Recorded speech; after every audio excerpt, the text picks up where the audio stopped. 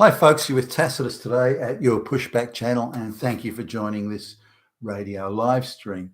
In this essay, I'd like to talk about the not simply the fact that Twitter is now opened up and is becoming, well, at least more than it was, a platform for free speech, but the fact now that and this is hugely material going forward, that the fact-checking can now be applied to both sides rather than one side.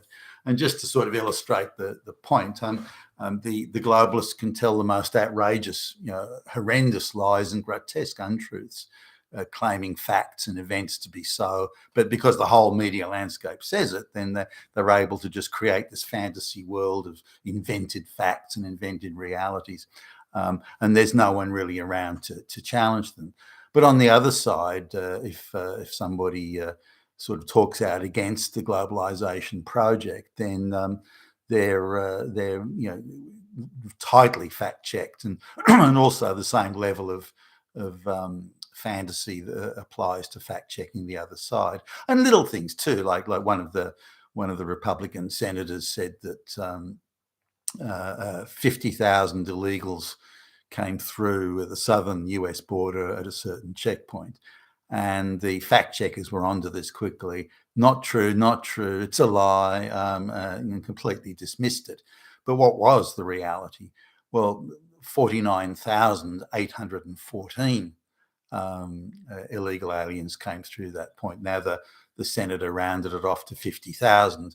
So just on that basis, the fact checker, wrong, you gotcha, lying fucking Nazi Republicans, yeah. And so they used that. Now, my view is when you're rounding things off, there's a margin error of 2%. I think that's acceptable in anyone's language.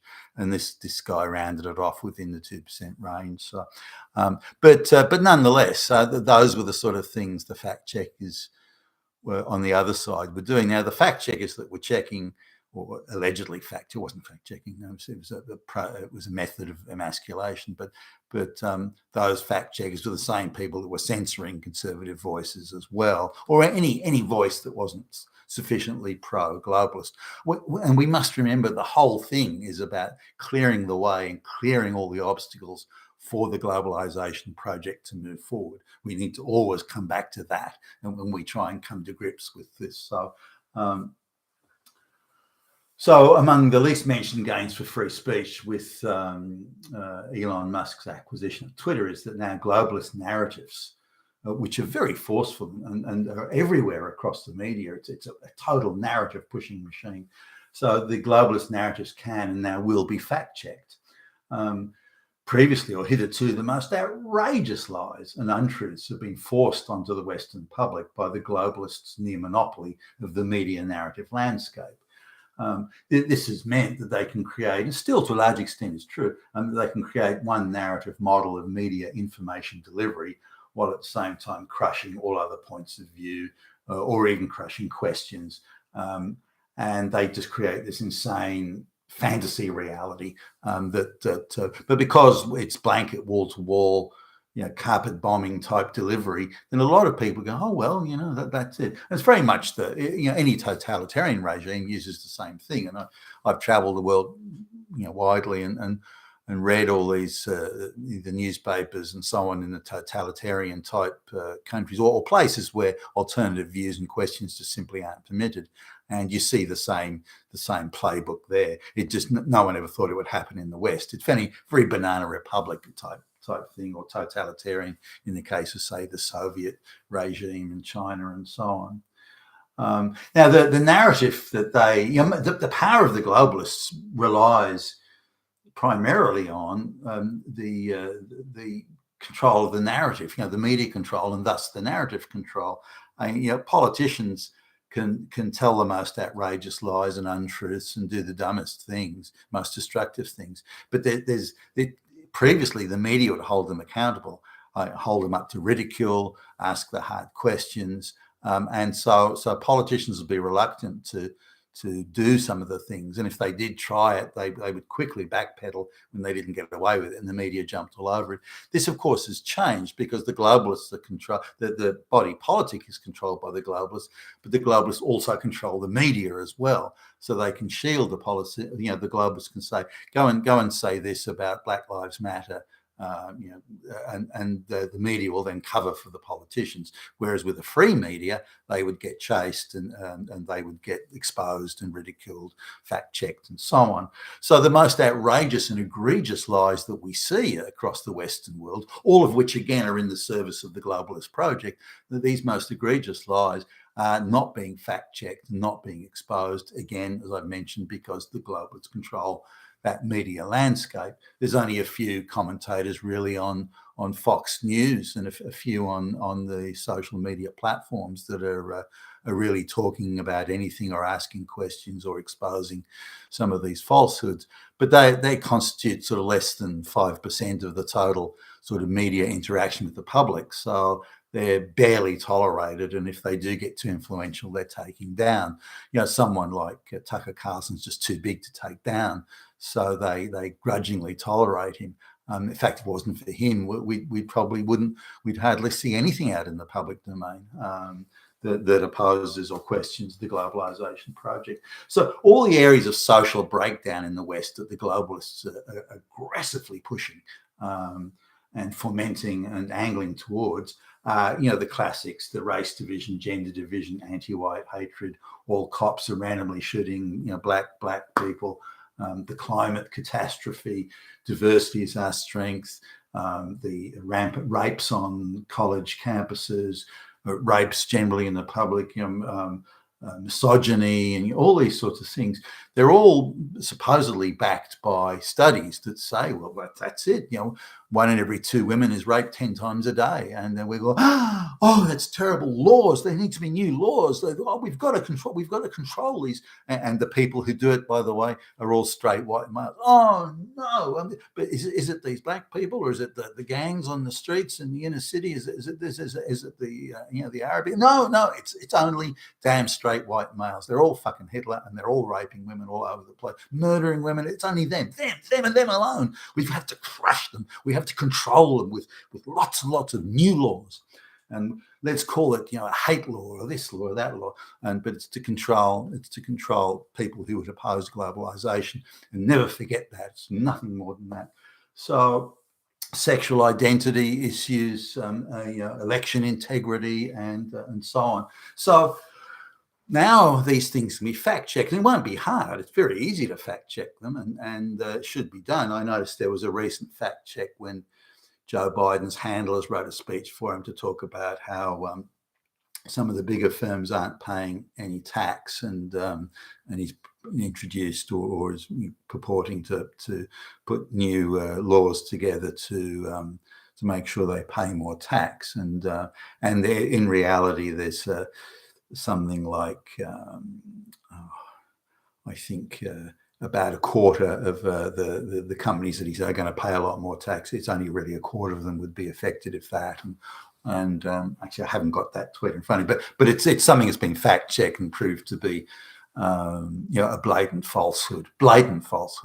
And previously, those things were not being fact checked.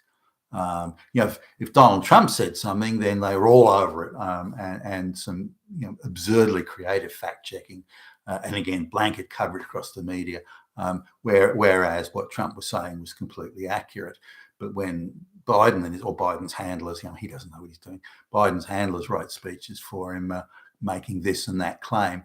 There hasn't been any fact checking, and instead the media narrative is that Biden's a genius of unending wisdom and a font of great knowledge.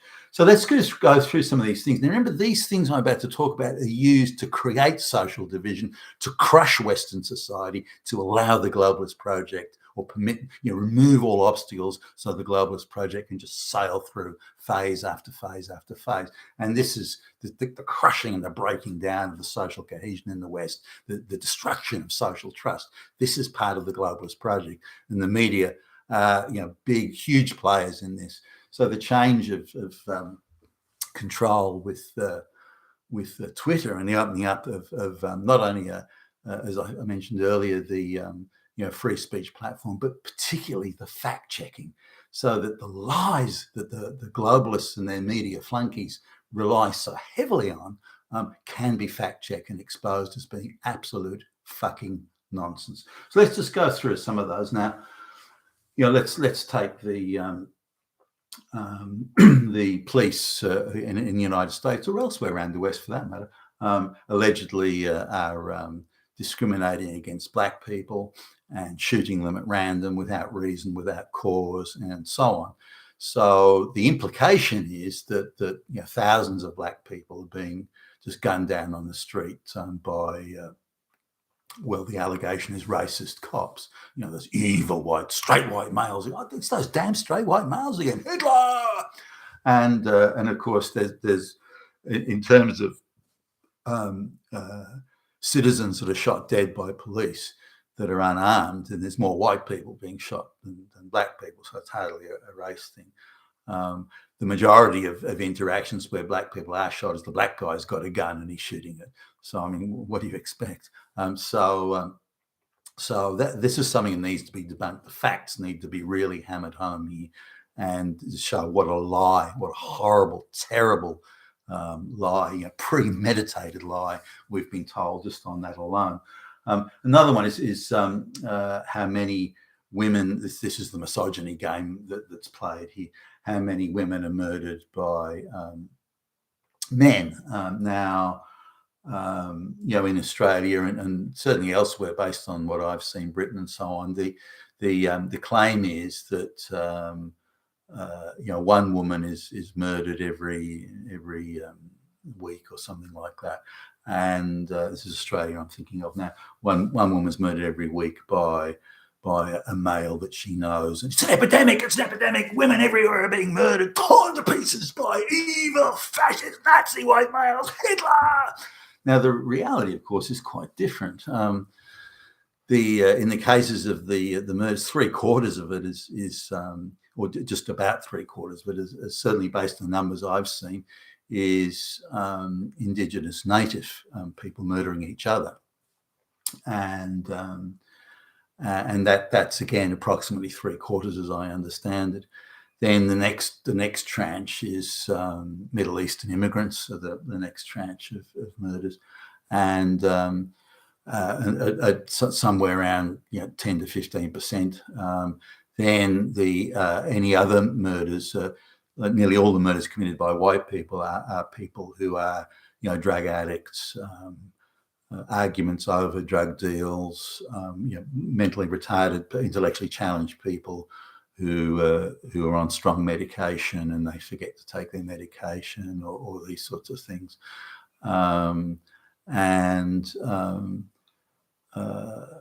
The amount of murders that are committed by shall we middle class white people who aren't living in the government housing estates, who aren't intellectually challenged, aren't on drugs, that sort of thing, is less than 10%.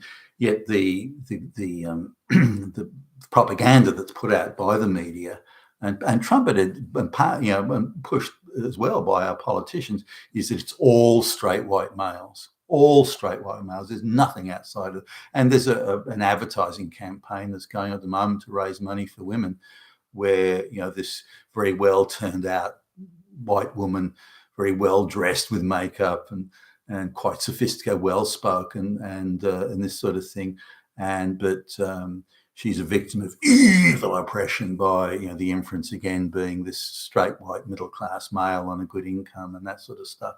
So the reality is that the smallest proportion, in fact, if you look at the murders of women by their partner, that you look at lesbians murdering each other and so on, is close behind white men doing it. Again, the majority of those white men are people in the drug addicts, drug dealers, and those sort of people. So this is something that could be easily debunked and should be.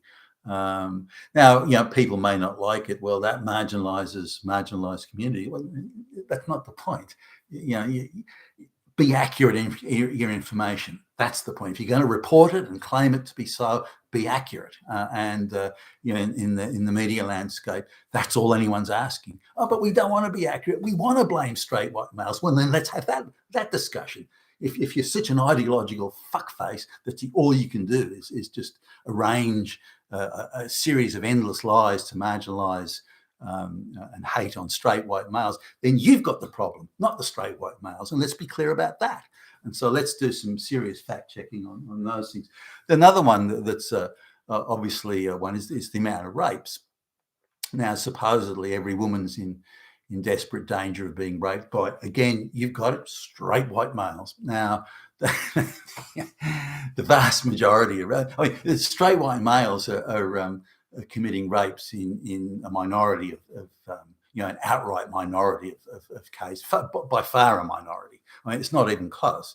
Most of the people that are committing the rapes are Pakistanis, Islamics, and Middle Easterners, and again the indigenous Australian community. Now, some of this is a tribal custom as versus Western law. So in the tribal customs, when a girl turns begins to menstruate, really, then it's presumed that she's available for sexual intercourse. Now, in the West, we don't say that. We say, well, you legally can't do it with someone older than you until you're 17. The informed consent type structure of law. Now, I've got, on one hand, the tribal communities are told, well, you live like you would as a tribe before white people turned up. That's what we want, but not in these issues, not in ideological issue A, B, C, D, E, F, G. But in the other ones, that's okay. You can hate white people, but you have to follow these laws that the feminists, lesbians. So and there are so many contradictions in the way that, and I'm not surprised they get a little confused. But to them, that's been a tribal thing forever. And also the custom is, as it used to be in parts of ancient Greece, by the way, that a young girl's first experience should be from someone who's older, who can sort of show how it's done, I guess, is the background thinking to it. It's not for me to say one way. I don't like that idea personally. I think it's not right. But look, that's what. So most of the rapes really are occurring there. There's a very small number of rapes that are occurring, and pedophilia as well, those being the extension of that. But a very, very small number of rapes are occurred by white men. Now you wouldn't know it because the Department of Prosecutions, the Public Prosecutors Departments all over Australia and elsewhere in the West too, are zealous to the nth degree in chasing straight white males. They don't really show a whole lot of interest in if it's not a straight white male, unless it's an egregious case of being beaten or stabbed or firearms or those sorts of things. Unless it's really got some added stuff in there, they're not really that interested in going after black and brown people, and they'll take plea bargains, quite happily take plea bargains, and then that's sort of off their desk. But when it's a straight white male, wow, are they motivated to go after it? So you've got an overrepresentation of straight white males being dragged into court on nothing more than he said, she said, nothing more than that. And trying to break it down. Well, if it's not rape, it's sex without agreement or sex without consent. Oh, if you can't get that, well, it's unwanted sex. They'll try and sort of water it down to say it's something. And the definition of rape's been expanded to the point where grabbing someone on the ass is equivalent these days to rape, which is of course quite absurd. Now, if there is a case where it has happened and with threats of violence or actual violence, then of course it should be prosecuted, and there are laws already there to do that. And it should be prosecuted with the same vigor, regardless of who may or may not have committed it. But it's become very ideological there, and that needs to be exposed. Those sort of things need to be fact checked, so that when they say that, for example, 1 in 3 women gets raped, it's nowhere near that. No, not even close. And straight white males are not doing it. So those sort of, now, if those sort of things are fact checked, then that creates a lot of the power that the globalists have to create gender division in the West. I mean, once they lose, and that's exposed, that once a white woman realizes that her chances of getting raped are, she's got a bigger chance of winning first prize in the lottery. Then once she understands that, then it's like, oh, okay, well, gee, it's not as bad as they were telling me. Or it's nowhere near as bad. Why were they telling me so many lies to get me scared and get me fearful of men? Why were they doing that? What was their purpose there? So again, fact checking helps that. Now, other areas, campus rapes, for example, outrageous propaganda there. None of it is fact checked. It's just all allowed to go through as fact. Those sort of things need to be fact checked, as indeed does the climate catastrophists' point of view. That needs to be, scrupulously fact checked. And claims like the sexual identity claims. Don't you realise that there's people committing suicide and dying? You're a murderer. You're murdering people. That sort of thing. Now, these claims, no one checks those claims. I've done the legwork on it, and I can't find this epidemic of death and destruction and so on.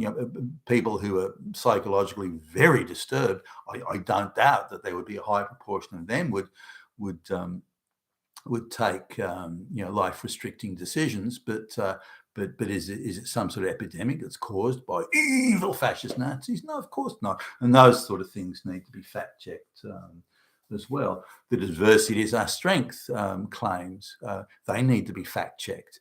Why have murders and rapes and robberies gone through the roof since the community's become more racially diverse? Again, these things need to come out, and the fact checks associated with it.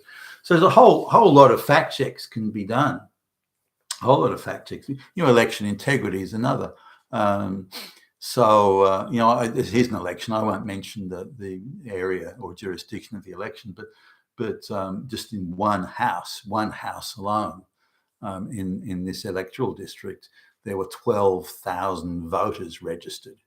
12,000, 99.8% of whom voted for just one candidate in the election. Now, you don't need to be a partisan or say, well, I hate this guy, I like that guy. You don't need to be a partisan to be able to say, hey, hold on a minute.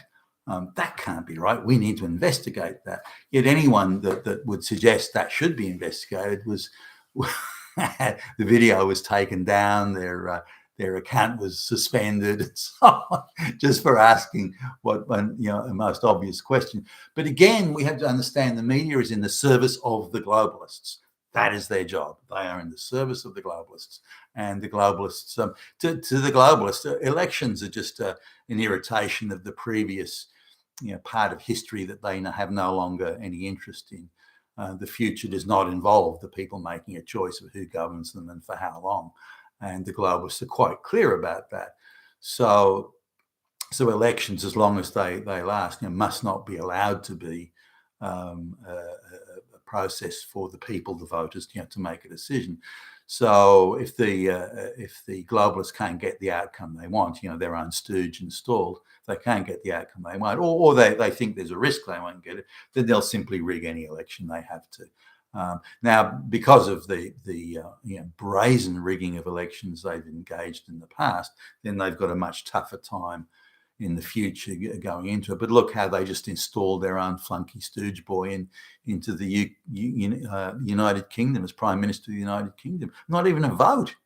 They just put him in there.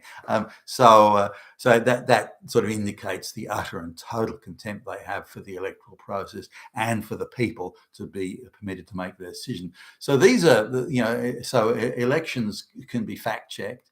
the utterances that the globalists make can be fact-checked now. And I think if that's done with any sort of rigor, it'll make a huge difference.